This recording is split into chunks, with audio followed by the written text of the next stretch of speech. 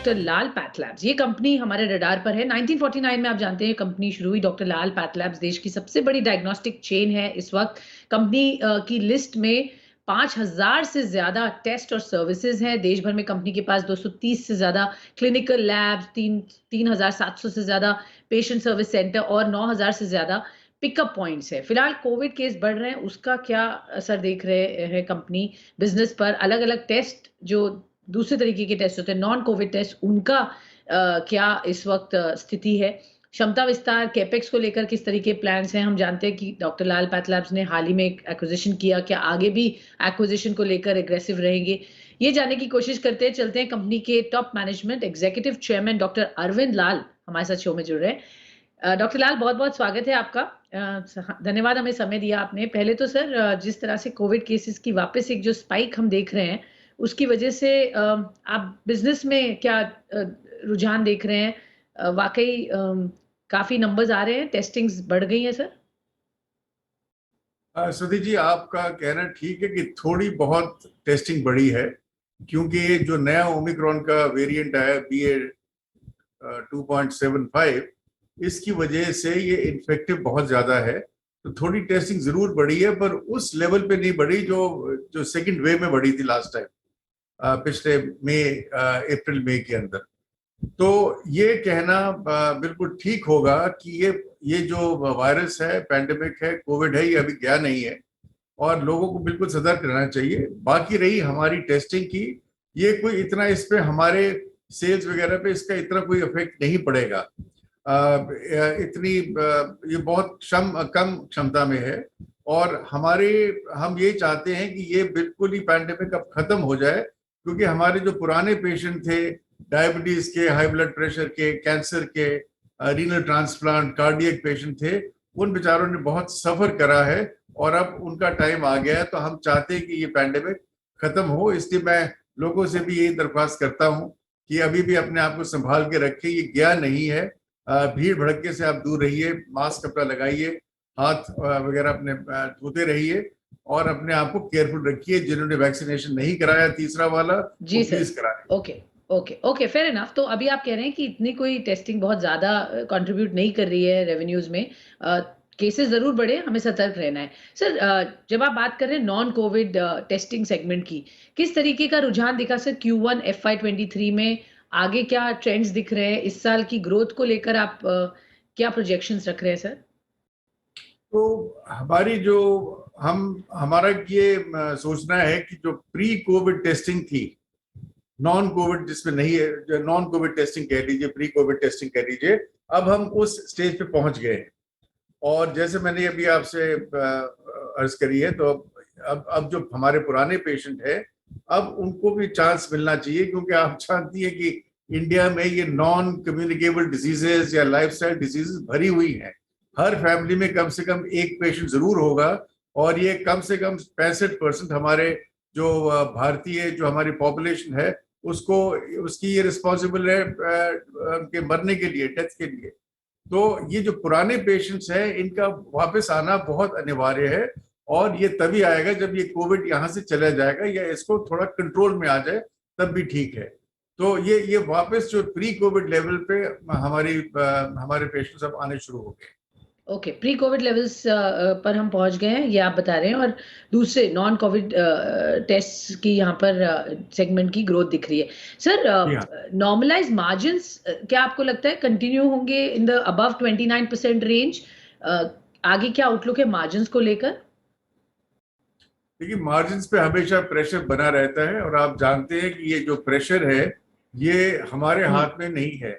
ये जो इन्फ्लेशन बढ़ी है, और बड़ी जबरदस्त इन्फ्लेशन बढ़ी है, ना कि सिर्फ इंडिया में बल्कि अमेरिका में बढ़ी है या यूरोपियन यूनियन में बढ़ी है। आप ये भी जानते हैं कि इंडिया का जो रुपया है as compare to the dollar, ये काफी कम हो चुका है।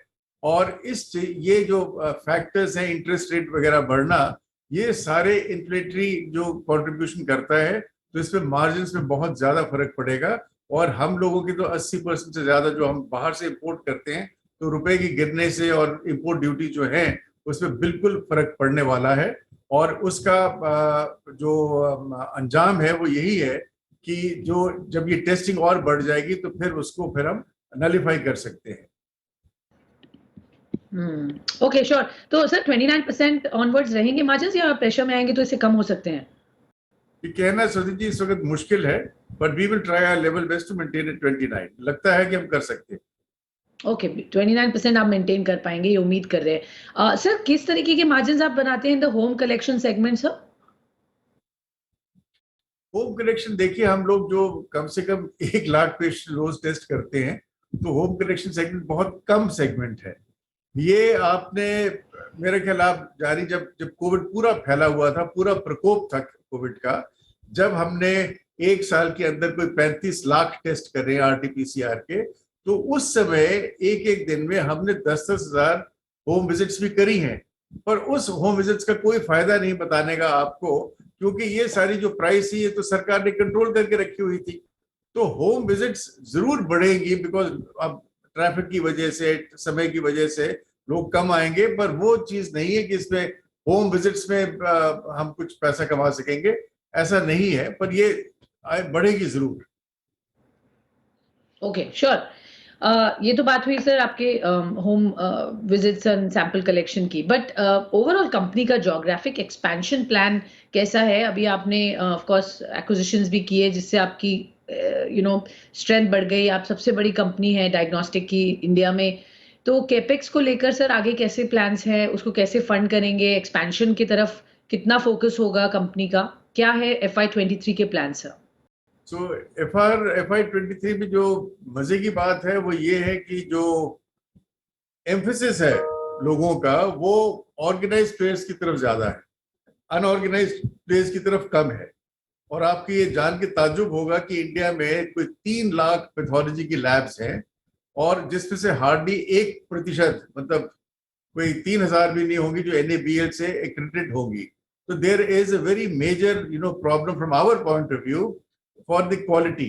तो इस क्वालिटी को मेंटेन करने के लिए हमें जो काम करने हैं वो यही है कि अपनी जो हम मेंटेन करके रहेंगे क्वालिटी। जैसे हम लोग सबसे ज्यादा शक्तिशाली हैं नॉर्थ इंडिया में, सेंट्रल इंडिया में, ईस्ट इंडिया में, वेस्ट इंडिया में। आपने अपने आप ही बताया कि हमने सबर्बन डायग्नोस्टिक्स के लिए कोई 925 करोड़ रुपए दिए। तो we are a cash rich company. तो आगे भी चल के अगर हमने कैपेक्स में खर्चना है, ये एक्विजिशन इन दी साउथ या किसी और टेरिटरी में करना है, तो वो हम मैनेज अच्छी तरह कर लेंगे। उस पे हमारा कोई फर्क नहीं पड़ेगा जो आप कह रही हैं। तो सर आपने थोड़ा सा जो ये बात कही कि वेस्टर्न पार्ट में तो आपने अपनी स्ट्रेंथन की है presence through acquisition, southern is something that probably you look at. कुछ है सर एडवांस स्टेजेस में टॉक्स, इस साल कुछ हम एक्शन देख सकते हैं in terms of acquisitions? Swati ji, हम तो बहुत सालों से ये चीजें आप जो बता रही करते रहे हैं, पर इसमें एक अच्छी बात ये हुई है इस साल कि हमारी जो रेफरेंस लैब्स हैं, जैसे दिल्ली में रोहिणी में रेफरेंस लैब है, कोलकाता में रेफरेंस लैब है, सेंट्रल इंडिया इंदौर में है। तो हमारी रेफरेंस लैब जो बेंगलुरु में थी वो बहुत बढ़िया चल रही है, और अब हम मुंबई में भी एक ऐसी रेफरेंस लैब कमीशन करने जा रहे हैं। तो हमारा जो क्या कहना चाहिए, आगे चलने का जो जरिया है वो बिल्कुल फुल स्टीम अहेड है। तो उसमें कोई रुकावट नहीं है, वो बिल्कुल अकॉर्डिंग टू प्लान चल रहा है। और जैसे आपने बिल्कुल अच्छी तरह समझाया है लोगों को कि अगर चांस आया तो आगे साउथ में भी हम कोई और रेफरेंस लैब या कोई और अच्छी, जैसे सबर्बन थी, उनके साथ बातचीत हमारी चलती रहती है, और हम उनको आगे उस चीज को हम जरूर आगे बढ़ाएंगे। मैं क्विकली आपसे एक आखिरी सवाल जानना चाहूंगी, ये कि इस वक्त जिस तरह से बिजनेस है, और आपने हमेशा ये बात की है कंपटीशन बहुत है, बहुत सारे डिस्काउंट्स हमेशा मार्केट में चलते रहते हैं, उसकी वजह से प्राइसिंग एक कंसर्न हमेशा रहता है। लोअर प्राइसेस पर बहुत सारी सर्विसेज ऑफर की जा रही है। आपने ऑफ कोर्स कहा है कि ब्रांडेड की तरफ लोग ज्यादा जाना चाहते हैं, उसका एडवांटेज आपको जरूर है, बट कैसे आप प्लान कर रहे हैं टू कोप अप जो प्राइसेस डिस्टर्ब होती हैं और प्राइसिंग प्रेशर आता है, उससे बिजनेस को आप कैसे बचाएंगे? और इस वक्त आपका ब्लेंडेड मार्केट शेयर क्या है सर? ये ब्लेंडेड मार्केट शेयर तो कहना मुश्किल होगा, पर ये जितने भी ऑर्गेनाइज प्लेयर्स हैं जो 5-6, इनका टोटल मेरे ख्याल 15-17% था। तो हम लोगों का मैक्सिमम 4-5% होगा इस रेंज पे, but I can't be sure about that. बाकी जो जो नए नए जो प्लेयर्स आ रहे हैं, जैसे ई कॉमर्स के आ रहे हैं, उनकी आप बात कर रहे हैं, तो ये स्वति जी, ये एक नई उम्र की नई फसल है। इसको आप अवॉइड, इग्नोर नहीं कर सकते।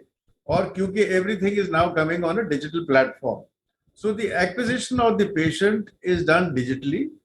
और उसके बाद कई आपने जैसे बताया, नई नई स्कीम्स बताई हैं, प्राइसेस गिरा दी है। 62 टेस्ट और 999 रुपए के बोल रहे हैं। उसमें कई टेस्ट ऐसे हैं जो कि हम लोगों को भी नहीं पता ये क्यों कराए जा रहे हैं। तो ये एक कमोडिटाइज करने का एक तरीका है। और कमोडिटाइज जब एक चीज होती है, वो मेडिकल सर्विसेज हमारे ख्याल से नहीं होनी चाहिए, क्योंकि medicine at the end of the day is also a faith and trust business. तो इसमें जो बीमार आदमी है वो कहाँ जाएगा? वो उसको थोड़ी ढूंढेगा, वो आएगा जो एस्टैब्लिश्ड लोग हैं, जिन्होंने पिछले जी 70 साल से जो इस लाइन में है। और राइट जो आपको पता है कितना कहते हैं सस्ता और टिकाऊ, जो आपकी लैंग्वेज में कहते हैं, तो वो भी टाइम टेस्टेड। ना कि जी एक हर चीज, जब आप किसी शॉप पे जाए तो सेल लगी हुई है, हर चीज सेल। मेडिसिन में ये कोई भाता नहीं है, डजंट मेक सेंस। जी तो ओके फेथ और ट्रस्ट बिजनेस है मेडिसिन का, और ये लोग जरूर रहेंगे। इनके आने से साइज ऑफ द पाई ऐसे से इंक्रीजेस, और इसमें इंडिविजुअल शेयर्स भी इंक्रीज हम्म हो जाएंगे। और हम आपके साथ अपनी हिस्ट्री शेयर कर सकते हैं कि जी जी 1998 में ऑस्ट्रेलिया से नंबर 2 या 3 कंपनी उनकी थी, ग्रिबल्स डायग्नोस्टिक, वो इंडिया में हाँ आए। और उसके बाद 2003-2004 में अमेरिका की सबसे जी बड़ी कंपनी क्वेस्ट डायग्नोस्टिक्स इंडिया में आई। और वो जो मैनेजमेंट कोर्सेज में कहते हैं, it was a fight between David and Goliath. और ये हाँ लोग अपने सारे की सारी दुकानें बंद करके ये वापस जा चुके बिल्कुल हैं। So जी I जी wish जी so these people well, because we are on in that age, we are in the electronic age, but that okay does not okay mean कि जो पुराने जी टाइम पे से आप कहोगे जी अब क्या कहते हैं कि रिमोट कंसल्टेशन आ बिल्कुल गई, सारे अस्पताल बंद हो राइट जाएंगे, सर ऐसा नहीं होने राइट वाला। सर ओके तो ये आपका पर्सपेक्टिव बहुत इंटरेस्टिंग था जो नए कंपनीज आ रहे हैं उसको कैसे टैकल करें ऑफ कोर्स वो एक रियलिटी है उसको फेस करना है बट आपको फेथ है कि ट्रस्टेड सोर्स है ये एक और लोग उसको प्रेफर करेंगे बहुत बहुत शुक्रिया सर हमसे जुड़ने के लिए बताने के लिए हमें किस तरीके के आगे के बिजनेस प्लान्स हैं